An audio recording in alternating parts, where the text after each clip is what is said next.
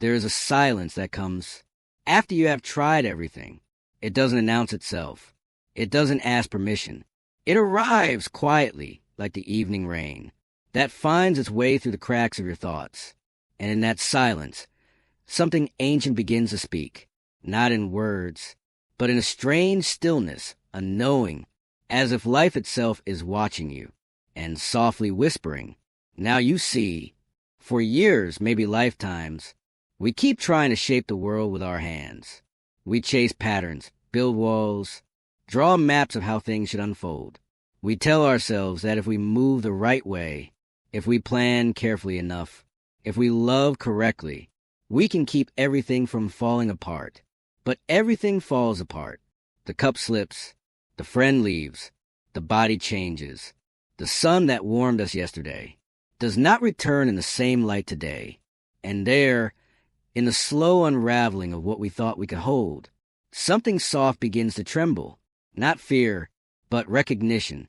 Recognition that maybe, all along, life was never asking to be controlled, only witnessed, like a river that doesn't need to be told how to flow. It moves because that's what it is. And you, standing on the shore, you watch, believing the current obeys you, until one day it carries you away, and you realize you were never standing on the shore. You were the river all along. Control is a gentle lie, a comforting illusion, a way to protect the small, frightened self from the vastness of what it cannot comprehend. It whispers, "If I can hold it, it cannot hurt me." But the truth is softer, sadder, and far more beautiful. Nothing you love was ever meant to be held, only touched for a moment, like rain against the skin or breath before it turns into memory. And perhaps that's what the old soul learns in time, not to stop caring, but to stop clinging, because everything you grasp eventually dissolves in your hands, not because you fail to hold it, but because it was never meant to stay. There's a strange peace that follows this realization, a quiet surrender, a kind of sacred humility that comes when you stop shouting your plans into the storm and simply listen to the sound of rain hitting the window, to your own breathing. Slower now, gentler. It's not that you give up, it's that you see. There was never anything to give up. You were never steering the wheel. You were never even in the car. Life has been driving itself, through your veins, through your days, through every small mistake. That was never really a mistake at all. And all your regrets, all your attempts to rewrite the past, they dissolved too in that same rain. Because you see, nothing was ever truly out of control. Only your idea of it was. And once that idea fades, when the smoke clears, what remains isn't despair.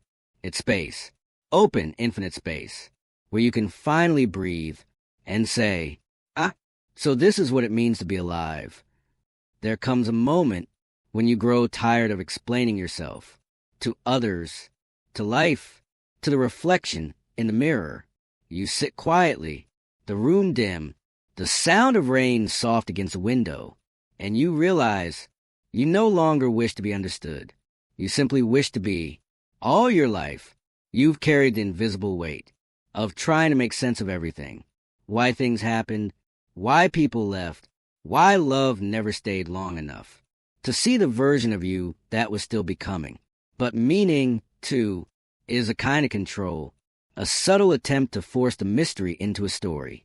And one day, you see, there are things that don't want to be explained. They want to breathe. They want to exist without being turned into lessons. The old man stirs his tea. The cup trembles in his hand. He watches the swirl of steam, as if it carries all the years he's lived through. He doesn't speak much anymore, because he knows words are just nets. They catch only what can be caught, and the rest, the real living part life, slips through. He used to fight it. He used to think that silence was emptiness. Now he knows silence is not what's left when sound disappears. Silence is the ocean underneath the noise, always there, patient, endless. And in that silence, you begin to see your life, not as a sequence of choices, but as a single breath. Inhale and exhale, rise and fall, birth and decay, control and surrender. There were moments you thought you chose, where to go, who to love, what to become. But maybe it was life itself, moving through you, trying to know itself through your eyes. And when you fought it, when you tried to command it, to bend it, to name it, it only grew more distant, because control chokes what it touches. Even love dies when you hold it too tightly. You begin to remember faces now, some long gone, some still drifting in your memory, like half-burned photographs. You see them not with bitterness, but with a strange tenderness. All of them, even those who hurt you, were mirrors, reflecting back the parts of yourself you couldn't face yet. The betrayal, the longing, the loneliness. They weren't punishments. They were teachers, wearing masks. And maybe, after all this time, you start to forgive, not because it's noble, but because there's no strength left in holding on. You forgive because you're tired, because clinging to what could have been feels heavier than the truth itself. And when that forgiveness comes, it doesn't arrive like light. It arrives like dusk, slow, uncertain, but soft enough to let the day finally rest. There is something sacred in watching things end without trying to fix them. You start to see beauty, not in perfection, but in the cracks, the way time leaves its fingerprints on everything you thought would last. The chip mug, the old photograph, its edges curling with age, the raincoat that still smells like someone you lost. All reminders that nothing is truly yours, but everything has passed through you and left a trace. And maybe that's enough. The illusion of control dies slowly, not with one revelation, but with 1,000 small surrenders, a forgotten plan, a broken clock, a love letter you never send. One by one, you release them, and life becomes lighter, not happier, but clearer. You notice the quiet between the raindrops. You notice the way your breath fogs a glass and disappears.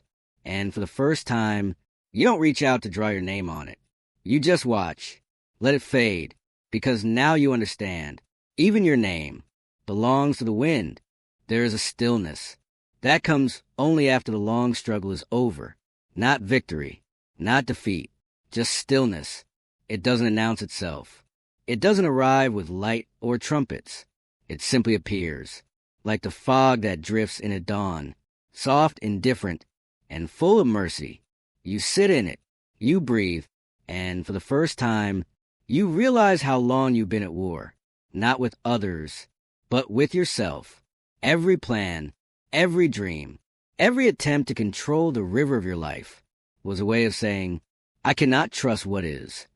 And now, the river no longer asks for your permission. It simply carries you. At first, that feels like loss, like giving up. But then you see, it's not surrender, it's return. Return to the natural rhythm of being, the pulse beneath all movement, the quiet hum beneath thought, the deep, wordless knowing. That was always there, waiting for you to stop speaking over it. The fire flickers. Its warmth fades and returns, like a heartbeat. You watch the flame, and it feels like it's watching you back. It, too, knows the art of letting go. It dances not because it controls the air, but because it moves with it. And suddenly, you understand something you never could have learned from books.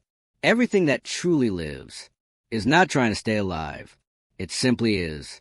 The trees don't resist the wind. The tide doesn't argue with the moon. Even death, as frightening as we've made it, is just another name for transformation. And so you sit there, an old soul in a young moment, and you smile, not out of joy, but out of recognition. You've been here before. You've been everything before. The child who feared, the lover who begged, the wanderer who searched, the spirit who forgot. And now, you are the silence that holds them all. You see that control was never real, only the illusion that you could manage what was already sacred. Even pain, when left untouched, turns gentle. Even loss, when allowed to breathe, turns into space.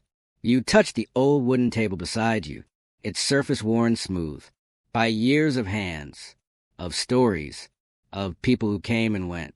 You realize you are like this table. You've been shaped by touch, by time, by everything that has ever crossed your path. And there's beauty in that. There's forgiveness in that. The rain has stopped now.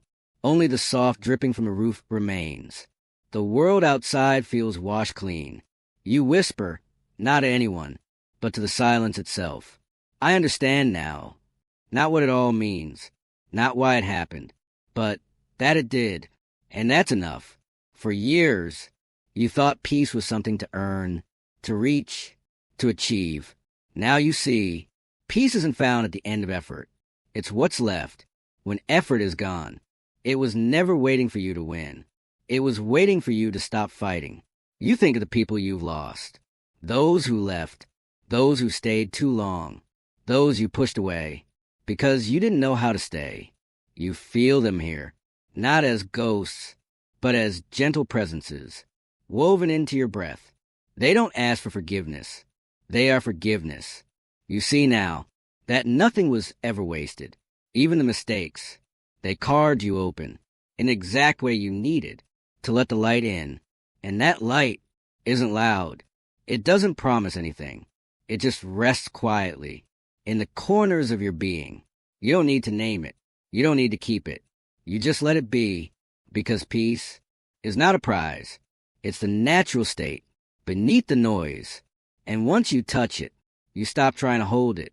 You simply live with it, the way the earth lives with the sky. Separate, but never apart. Outside, the rain starts again, soft, slow, like a memory repeating itself. You close your eyes, and in that moment, you know you don't have to control the rain to be dry. You don't have to control your thoughts to be free. You don't have to control your story to be whole. You only have to see that you were never separate from what you were trying to manage. The fire sighs its final breath. Ash replaces flame. And in the faint glow, you feel the most human thing of all. Not power, not purpose, but peace. The illusion of control melts away like smoke, and what remains is something quieter than truth. Presence, the kind that doesn't need a reason, the kind that simply is. And in that stillness, you smile, because for the first time, you are not the one holding life together. Life is holding you,